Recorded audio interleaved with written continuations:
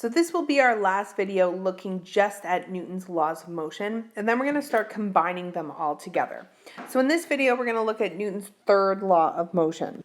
It's sometimes called the action-reaction law. So it states that for every action force, there is a simultaneous reaction force that is equal in magnitude but opposite in direction. So if we think about launching a space shuttle or a space probe, there's a huge downward thrust on the Earth, which then causes the spaceship to have an equally huge motion in an upward direction. I'm going to guess that most of you haven't been in a spaceship, but you've probably been swimming. And so when we swim, we kick and we push the water back, and we push the water back with our hands. And by pushing the water backwards, it actually causes us to accelerate in a forward motion because that water is exerting a force that's opposite in direction. And so it causes us to go forward. So if we're swimming and we want to go backwards, we have to push the water forward. So there's that as more of a real life explanation for Newton's third. So let's look at one example. So we have two skaters that are standing on ice in front of each other, and skater 1 pushes on skater 2 with a force of 85 newtons east. So now let's think about that. So they're pushing in the easterly direction, but what is the direction that they're going to move? So you're going to move backwards. And so that means that they're actually going to move in the westerly direction. So let's just kind of make ourselves a note. So skater 1 is going to move west. Okay, because that's going to be important. And that means that skater number 2 is going to move east. Okay, and that's our action-reaction. So skater 1 is our action force. They're pushing 85 newtons east, which will actually cause skater 1, though, to move in the westerly direction, which means that skater 2 is pushing with 85 newtons west, causing them to go east. So you have to kind of keep that in mind. And this one's it's a tricky one. So that's why it's important to kind of write yourself some notes. Okay, so again, the action force is skater 1 pushing on skater 2, and the reaction force is skater 2 pushing on skater 1. So let's draw some free body diagrams. So for our skater number 1, so remember, they're moving in a westerly direction, but there's still a normal force and a force of gravity acting on them. And they are going with 85 newtons backwards. Okay, we're going to say that west is negative, so I'm going to make that negative.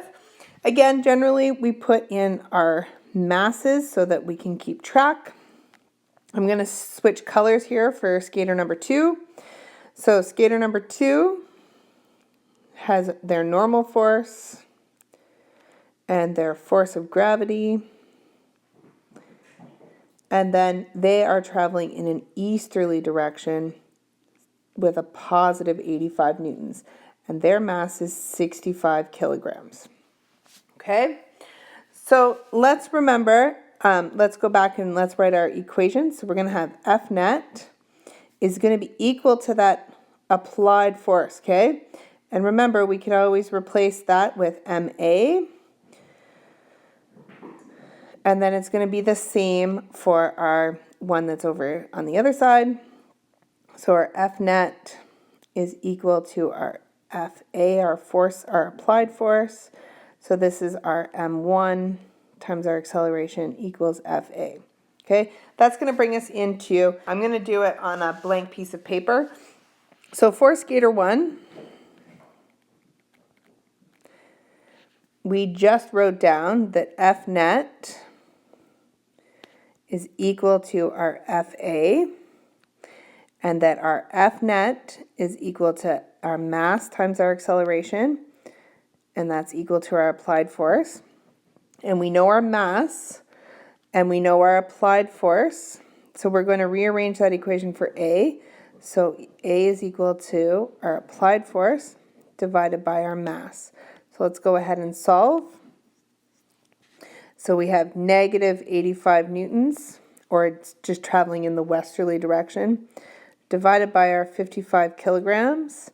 We want to round to 2 sig figs, so we get 1.5 meters per second squared. It's negative, Doesn't mean we're slowing down. It means we're going in the westerly direction. So skater 1 has that acceleration, 1.5 meters per second squared in the westerly direction. Skater 2 is going to look pretty much the same, only we're going to have obviously a different mass because skater 2 weighs more, has more mass. So again, we're going to replace F net. Every time you see F net, you can replace it with mass times acceleration. So if we just rearrange this equation, we get this, and then we'll keep going. So this time we're putting in a positive 85 newtons, which again just means that we're going in the easterly direction. We have more mass though, and so if we have the same force but more mass, we should expect our acceleration to be less. Because remember, if something weighs more, it needs more force to go faster. And so when you do that on your calculator and round to 2 sig figs, you do get 1.3 meters per second squared. It's positive, which means it's in the easterly direction. So again, the heavier something is, if we have the same force, it should be accelerating slower. So that's a quick review of Newton's third law of motion. In class, we did do a gizmo to help you out with kind of seeing that with fan carts. So if you need to, access the course website and try out that gizmo again. You can play with it as many times as you want.